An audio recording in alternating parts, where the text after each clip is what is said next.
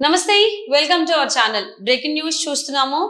నిన్న ఒక ఫ్లైట్ బేగంపేటలో గంటపాటు చక్కర్లు కొట్టింది ఆకాశాల్లో. అందులో రామ్ చరణ్ అలాగే జూనియర్ ఎన్టీఆర్ ఉన్నట్లుగా మనకి వార్తలు వస్తూ ఉన్నాయి.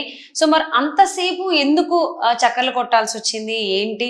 అసలు బేగంపేటలో రామ్ చరణ్ అలాగే జూనియర్ ఎన్టీఆర్ ఏం చేస్తున్నారు, ఎక్కడికి వెళ్తున్నారు, ఎక్కడికి వెళ్ళడం వల్ల వాళ్ళు బేగంపేటకి వెళ్లాల్సి వచ్చింది ఏంటి? సో విజువల్స్ లో కనుక మనం చూసుకున్నట్లయితే ఈ ఫ్లైట్ లో ఆల్మోస్ట్ ఉన్నారు రామ్ చరణ్ అలాగే జూనియర్ ఎన్టీఆర్ అన్నట్లుగా తెలుస్తుంది. వాళ్ళతో పాటుగా పైలట్స్ అండ్ 16 మంది సిబ్బంది ఇందులోనే ఉన్నారు అన్నట్లుగా మనకు వార్తలు వస్తూ ఉన్నాయి.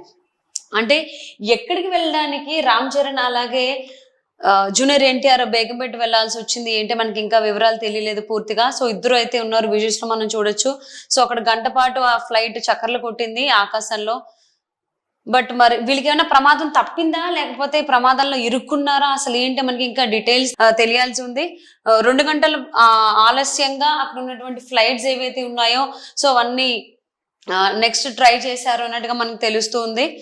సో ఇదే మనం చూసుకోవచ్చు. హైదరాబాద్ లో గాల్లో చక్కర్లు కొట్టిన విమానం, అందులో సో హైడ్రాలిక్ వింగ్స్ మూసుకుపోవడంతో సమస్య తలెత్తింది అన్నట్లుగా చెప్తున్నారు అధికారులు. సో గంట తర్వాత అంటే ఆకాశంలో గంట పాటు విమానం చక్కర్లు కొట్టిన తర్వాత ల్యాండ్ అయిందని చెప్పి మనకు తెలుస్తూ ఉంది. సో అలాగే ఇదంతా చేయడానికి టైం పట్టింది కాబట్టి ఆల్మోస్ట్ 2 గంటల తర్వాత వేరే విమానాలని బేగంపేట విమానాశ్రయంలోకి అనుమతి ఇచ్చారు అన్నట్టుగా మనకు తెలుస్తూ ఉంది. సో విమానం అయితే సేఫ్ గా ల్యాండ్ అయిన తర్వాతనే ఇతర విమానాలను కూడా అనుమతించినటువంటి అధికారులు అన్నట్టుగా మనకు తెలుస్తుంది.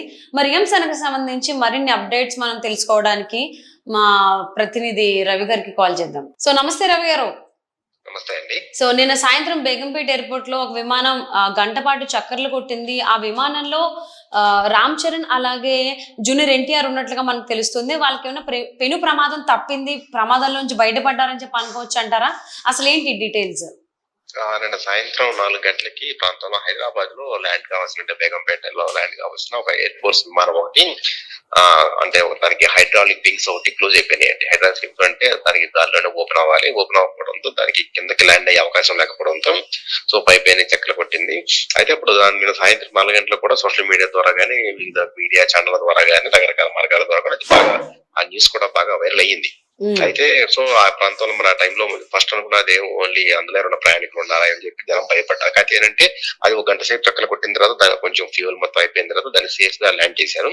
ల్యాండ్ చేసిన తర్వాత మనకి అర్థమైంది ఏంటంటే అది ఎయిర్ ఫోర్స్ విమానం అనమాట. అంటే సాధారణ ప్రయాణికులకి సంబంధించింది కాదు. అందులో ఇద్దరు పైలట్లు, సో 14 మెంబర్స్ క్రూ ఉన్నారనమాట. వాళ్ళు అంటే వాళ్ళందరూ సంబంధించి వాళ్ళందరూ ఎయిర్ ఫోర్స్ సంబంధించిన వాళ్ళే అనమాట. అంటే సాధారణ ప్రయాణికులు ఎవరు లేరు. అయితే మరి ఎన్టీఆర్, రామ్ చరణ్ ఉన్నారు అందులో అని ఎందుకు వచ్చింది వార్త అంటే, అది సేఫ్ ల్యాండింగ్ అయ్యే టైంలో బేగంపేట ఎయిర్పోర్ట్ లో NTR with family, Ram Charan and with family వాళ్ళు ఎయిర్పోర్ట్ లో వెయిట్ చేస్తున్నారు ఒక గంట నుంచి. ఎందుకంటే వాళ్ళు అక్కడ నుంచి ముఖేష్ అంబానీ కొడుకు పెళ్లి జరుగుతుంది ముంబైలో, జామ్నగర్ లో. సో ఆ పెళ్లికి వెళ్ళడం కోసం ఫ్లైట్ కోసం వెయిట్ చేస్తున్నారు అనమాట.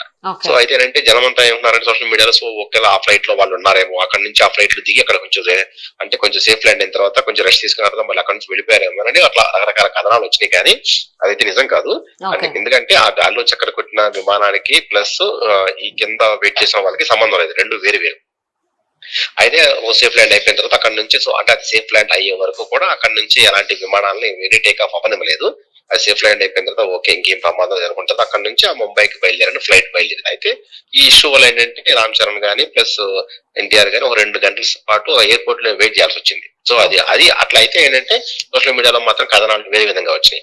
ఆ ఫ్లైట్ లో వాళ్ళు ఉన్నారని, సో అట్లా పెళ్లికి వెళ్ళేటప్పుడు కొంచెం ఇబ్బంది అయింది కొంచెం, అందుకని ఆ ఫ్లైట్ లో ఉండడం వల్ల సేఫ్ గా ల్యాండ్ అయిన తర్వాత కొంచెం రిలాక్స్ అయ్యి అక్కడ నుంచి తర్వాత మళ్ళీ బయలుదేరారని వార్తలు వచ్చినాయి. కానీ సో ఆ విమానానికి గంట సేపు పాటు లెక్కలు కొట్టిన విమానానికి ఎయిర్పోర్ట్ లో వీళ్ళు వెయిట్ చేయడం దానికి రెండు సంబంధం లేదు, రెండు వేరు వేరు అంశాలు. అయితేనంటే సోషల్ మీడియాలో సరిగ్గా రెండు కలిపేసి చూస్తున్నారు.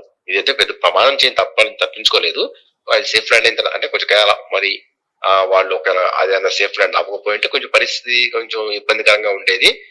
అయితే కొంచెం అంటే అందులో ఆల్రెడీ ఇద్దరు పైలట్లు ప్లస్ 14 మంది స్టాఫ్ ఉన్నారు కానీ కొంచెం ప్రాబ్లం అయింది. అయితే ఏంటంటే కొంచెం అధికారులు చాకచక్యంగా వ్యవహరించడం, కొంచెం ఫ్యూయల్ అయ్యే వరకు కూడా కొంచెం ఫ్లైట్ చేయించి తర్వాత కింద ల్యాండ్ చేయించడం వల్ల కొంచెం పెద్ద ప్రమాదం తగ్గిందని చెప్పొచ్చు. అయితే ఈ ఇష్యూకి ప్లస్ రామ్ చరణ్ ఎన్టీఆర్ వాళ్ళ ఇష్యూకి సంబంధం రెండు వేరే అంశాలు. ఓకే. అంటే ఈ ఎయిర్ ఫోర్స్ విమానం ఏదైతే ఉందో దానికి ఇదేదైనా కొత్తగా వచ్చినటువంటి ఎయిర్ ఫోర్స్ విమానమా? లేకపోతే ఆల్రెడీ పాతదేనా? సో, ఆ డీటెయిల్స్ ఆల్రెడీ ఏమన్నా తెలుసా అండి మనందరికి? ఆల్రెడీ పాతదేనండి. మనకి హైదరాబాద్ చుట్టుపక్కల షామీర్పేట లేకపోతే కొంచెం ఆ ఏరియాలో మనకి ఎయిర్ ఫోర్స్ సంబంధించిన అకాడమీస్ ఉన్నాయి. అంటే మన హ్మ్. గవర్నమెంట్ అన్నమాట. వాళ్ళకి సంబంధించిన అకాడమీలో రెగ్యులర్ గా పైలట్స్ కి ట్రైనింగ్ ఇస్తా ఉంటారు. ఆ ట్రైనింగ్ లో భాగంగా వాళ్ళు హకీంపేట ఈ ప్రాంతం నుంచి ఎయిర్ ఫోర్స్ లో విమానాలు ఉంచి చూసి టెస్టింగ్ కోసం తిరిగి అట్లా అంటే మొత్తం హైదరాబాద్ మొత్తం అట్లా కొంచెం తిరిగి పైపైన ఒక సెక్యూరిటీ చెక్ కింద మొత్తం చూసుకుని తర్వాత మళ్ళీ సేఫ్ గా ల్యాండ్ అయిపోతా ఉంటాయి. ఓకే. ఒకసారి అంటే టెక్నికల్ అప్పుడప్పుడు మనం వార్తలు చూస్తా ఉంటాం చూడండి, కొన్ని విమానాలు అవుట్స్కట్స్ లో కూలిపోయినాయి అని చెప్పి. అవును. సో ఇలాంటి టెక్నికల్ అంటే ఎందుకంటే ఈ విమానాలు అనేవి రెగ్యులర్ గా తీస్తూ ఉండాలి. అప్పుడప్పుడు అలా తీస్తా ఉంటే అందుకని అవి కొంచెం పాడైపోయే ప్రమాదం కాబట్టి రెగ్యులర్ గా తీసి అట్లా టెస్ట్ చేస్తా ఉంటారు. ఆ టెస్ట్ లో భాగంగా ఆ టెస్ట్ చేస్తా ఉంటారు. అందులో అందులో దాంతో పాటు అక్కడ ఉన్న ఆల్రెడీ స్టాఫ్ కి ప్లస్ కొత్తగా వచ్చే పైలట్లు కూడా ట్రైనింగ్ ఇస్తా ఉంటారు. ఆ ట్రైనింగ్ లో భాగంగానే ఈ ఎయిర్ ఫోర్స్ అంతా తిరిగింది. అయితే ఎయిర్ ఫోర్స్ విమానం అవడం వల్ల కొంచెం కొంచెం జనం ఊపిరి పీల్చుకున్నారు. అయితే సేఫ్ గా ల్యాండ్ అవడం వల్ల ఇక్కడ కొంచెం పెద్ద ప్రమాదం తప్పిందని చెప్పొచ్చు. ఓకే. సో, ప్రాణహాని అయితే ఎటువంటిది జరగలేదని చెప్పేసి అని అప్డేట్స్ కదండీ! లేకపోతే ఏమైనా అవునండి. దాచిపెడుతున్నారా? లేకపోతే లేదు లేదు. అలాంటిది ఏం లేదండి. సేఫ్ గా బేగంపేటలో ఎయిర్‌పోర్ట్ లో సేఫ్ గా ల్యాండ్ అయింది. అందరూ సురక్షితంగా దిగారు. హ్మ్. అందరూ అంతా చూసారు. టెక్నికల్ గా ఎందుకొచ్చిందో, అలా ఎందుకు జరిగిందని కూడా దీని మీద ఎంక్వైరీ కూడా జరుగుతుంది. అది ఎంక్వైరీ కూడా స్టార్ట్ అయింది. ప్రస్తుతానికైతే మాత్రం ఎలాంటి క్యాజువాలిటీ లేదు. ఎలాంటి ప్రాణ నష్టం కూడా లేదండి. సో, ప్రెజెంట్ అయితే ఏవైతే విమానాలున్నాయో బేగంపేట విమానాశ్రయానికి సంబంధించి అవన్నీ నార్మల్ గానే ఉన్నాయి సర్వీసెస్. సర్వీసెస్ అంటే ఎటువంటి ఇబ్బందులు లేవు. అంటే బేగంపేట విమానం ఇంతకుముందు డొమెస్టిక్ విమానం అని మన ఇప్పుడు బేగంపేట కాకుండా శంషాబాద్ ఇంటర్నేషనల్ ఎయిర్‌పోర్ట్ కట్టిన తర్వాత అంటే సాధారణ ప్రయాణికుల అవసరాల కోసం ప్రస్తుతం శంషాబాదే వాడుతున్నారు. బేగంపేట ఎయిర్‌పోర్ట్‌ని పూర్తిగా ఎయిర్ ఫోర్స్ వాళ్ళ కండిషన్ ఉంది. అంటే పెద్ద హ్మ్. పెద్ద పెద్ద వీఐపీలు వాళ్ళు వచ్చినప్పుడు మాత్రం వాళ్ళ కోసమే బేగంపేట వాడతారు తప్ప డొమెస్టిక్ అంటే రెగ్యులర్ గా వెళ్ళే వాళ్ళ కోసం బేగంపేట విమానాశ్రయం వాడరండి. ఓకే. వాడరు. ఓన్లీ వీఐపీలకి, only plus air force staff కి వాళ్ళ కోసం వాడతారు. అది పూర్తిగా వాళ్ళ కంట్రోల్‌లో ఉంటుంది. సో, కాబట్టి అక్కడ రెగ్యులర్ ప్రయాణికులు వెళ్ళే అవకాశం లేదు. సో, ఇది ఇష్యూ జరిగింది కాబట్టి నిన్నే సాయంత్రం సార్ట్ ఔట్ అయిపోయింది. సో, ప్రస్తుతం రెగ్యులర్ కార్యకలాపాలన్నీ బేగంపేట నుంచి జరుగుతా ఉన్నాయి. అట్లే శంషాబాద్ నుంచి కూడా జరుగుతా ఉన్నాయి. ఓకే. థాంక్ యూ రవి గారు. Thank you.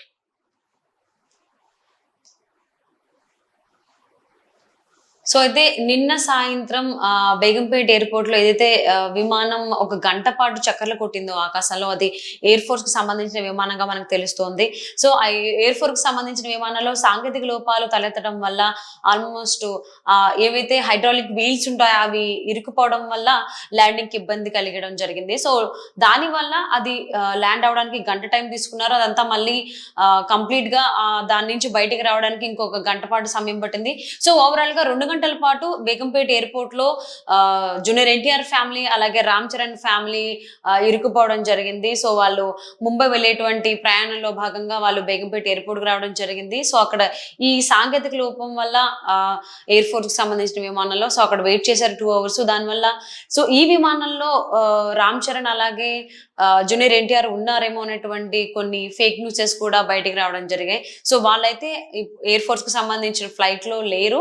సో, అందులో కేవలం పైలట్స్ అలాగే ఎయిర్ ఫోర్స్‌కి సంబంధించినటువంటి సిబ్బంది ఎవరైతే ఉన్నారో వాళ్ళు మాత్రమే ఉన్నారు అన్నట్లుగా మనకి అధికారులు కూడా తెలియజేయడం జరిగింది. సో, వాళ్ళైతే ఇప్పుడు ప్రెజెంట్ అంబానీ కొడుకు ఎవరైతే ఉన్నారో తన పెళ్లికి వెళ్ళడం జరిగింది. రామ్ చరణ్ ఫ్యామిలీ అలాగే జూనియర్ ఎన్టీఆర్ ఫ్యామిలీ కుటుంబ సమేతంగా ఇద్దరు ముంబైకి వెళ్ళడం జరిగింది. సో, దానికోసం బేగంపేట ఎయిర్‌పోర్ట్‌లో వెయిట్ చేశారు. ఇవి ఇప్పటివరకు ఉన్న updates. Thank you for watching.